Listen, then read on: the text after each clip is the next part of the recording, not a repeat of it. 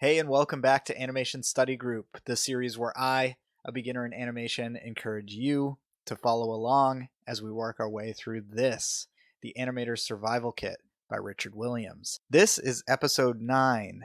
Today we're going to be taking a look at animating on 1's versus animating on 2's. I've alluded to framing in previous videos, but I'll get specific here since that's the topic of today's video. It's pretty simple and self-explanatory.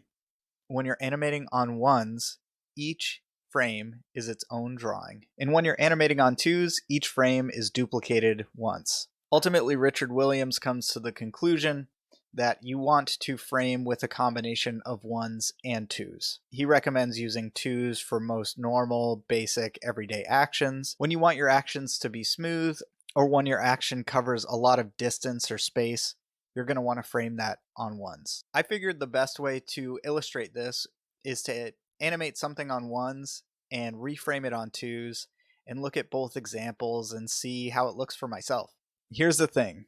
This episode is a tale of folly and mishap. Let me start from the beginning. I decided in the last episode that I would do these every other week. I figured that would help me spread the work out over 2 weeks and make it really easy to continue to produce these episodes. What it actually meant this time is that I procrastinated until the second week and gave myself hardly any time to put this episode together. Not that the schedule really matters, but I'd like to continue progressing and learning, so I'd like to stick with it. And I was trying to decide what to animate. The book doesn't give a specific thing to animate in 1's or 2's, it just talks about the concept. So it was up to me to decide what I actually wanted to draw. It just so happens that I've been playing a lot of Hades. Great game, by the way. I'm sure there's a huge cross-section of people who are into maybe learning how to animate and people who are aware of popular games, but if you haven't played Hades, great game, you should check it out. I had also been spending some time just working on my drawing skills. So drawing hands and faces and just trying to get a little bit better since I'm starting this process with very little drawing skill. So I'm playing a lot of Hades. I'm working on drawing some stuff and it's not all that exciting. So I decide, why don't I practice drawing and change it up, draw a fun character? I'll draw Zagreus from Hades. So I drew this. And I immediately thought, well, awesome. Maybe I'll just animate Zagreus doing some cool actions like the game. That turned out to be way too ambitious of a goal. It was crazy to think that one off-brand Zagreus would equate to 100 plus consistent frames of a character, especially considering the last and only human adjacent thing that I've drawn and animated looked like this. But let's talk positive. I did complete what I would now consider to be kind of a rough draft of an animation.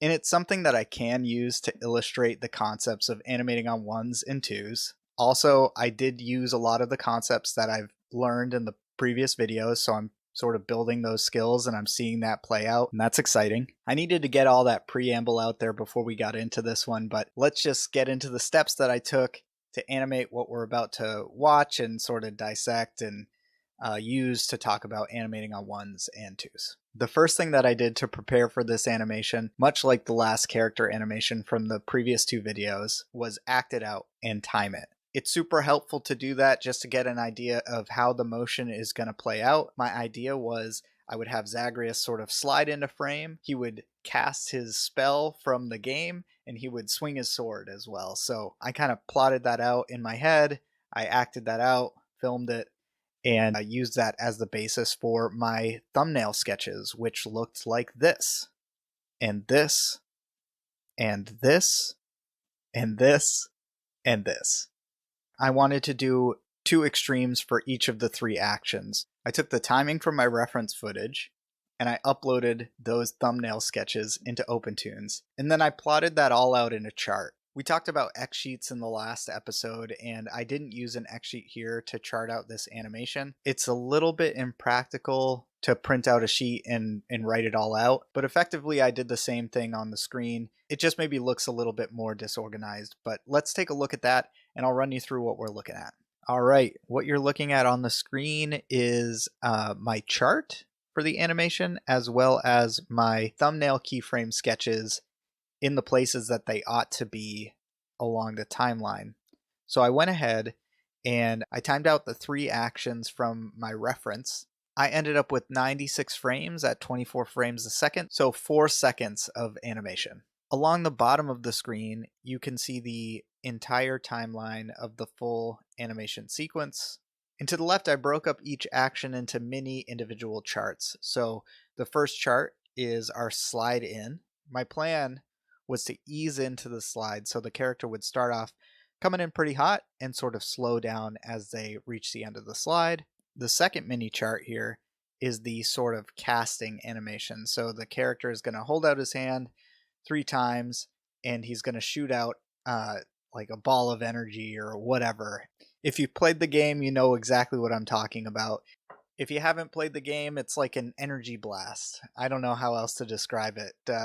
Think Dragon Ball Z. And then the last mini chart is the character swinging his sword. So he's going to start low and swing the sword up and out of frame. You can roughly see the idea sort of play out as the keyframe thumbnails flash across the screen.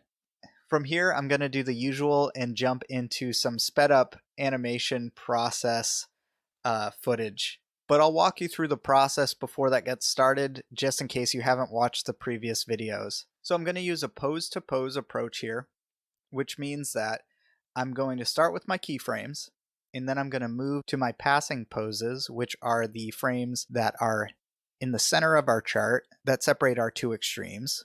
And then I'll work my way through the in-betweening process, which basically means I'll slowly chip away at the chart from both sides, working on my most important drawings and shrinking that chart inward until I finish the chart, until I have a drawing for each frame. If you want to delve a little deeper into pose-to-pose animation, go check out episode 5. That's where I first encountered the concept. All right, let's get into it.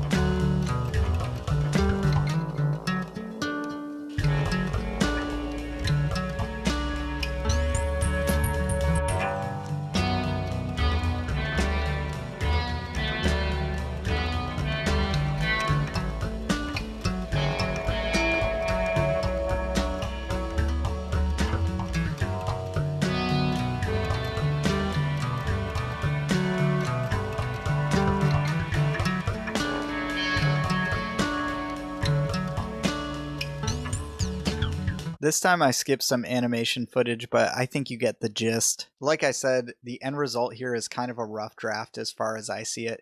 It's still something that we can use to talk about 1's and 2's.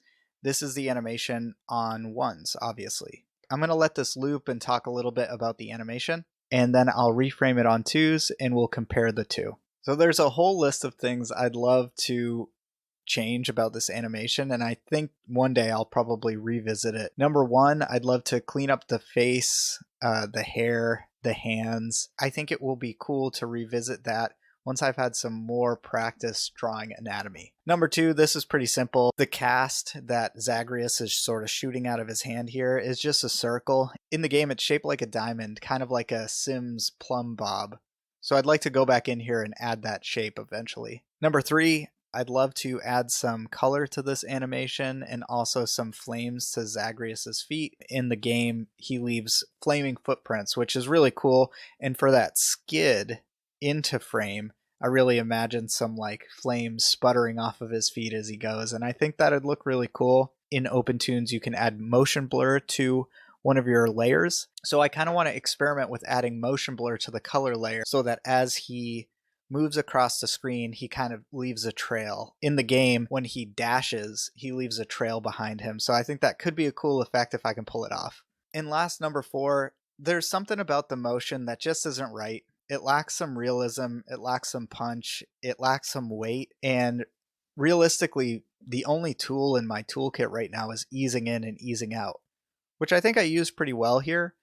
But I think once I've learned a little bit more about motion, it would be great to go back in and spruce this up and just make it look a lot cooler. All right, we've been watching this on 1's for long enough. I'm going to reframe it on 2's, and let's take a look at that. Okay, so here's the animation on 2's, and it's pretty interesting. A phenomenon that the book actually talks about is something that I'm witnessing here, where because the camera is panning on 1's and the character is moving on 2's, you end up with this stuttering.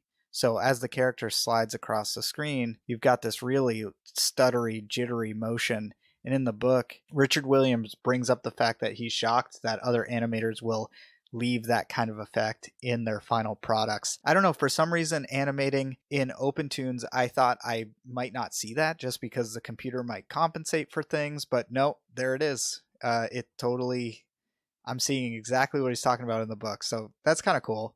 I think other than that, the following two actions, the casting and the sword swinging, don't suffer from being in 2's, and they might even look a little bit better. I'm going to put them side by side and take away the actual casting orb and take a look at what they look like. All right, now we've got the 1's and 2's side by side. On the left, we've got the animation framed on 1's, and on the right, we have the animation framed on 2's. And to be honest, it's kind of difficult for me to tell the difference. I know that we've got the issue with the camera panning when we frame on 2's and the camera pans on 1's, but I think we could solve that by reframing the camera pan on 2's. I haven't really experimented with that, but it's worth checking out. Other than that, I think maybe if I were to kind of pros and cons each action, I think that the slide looks better in 1's. I think that the casting kind of looks better in 2's, honestly. So the example on the right, I think looks a little bit better, but it's a close call. It's really hard to tell. I think honestly, it might only look better because I don't like some of my in-between frames in 1's. So getting rid of them sort of helps the overall quality of the action. And then finally, the sword swing. I think that in theory, that is going to look better in 1's.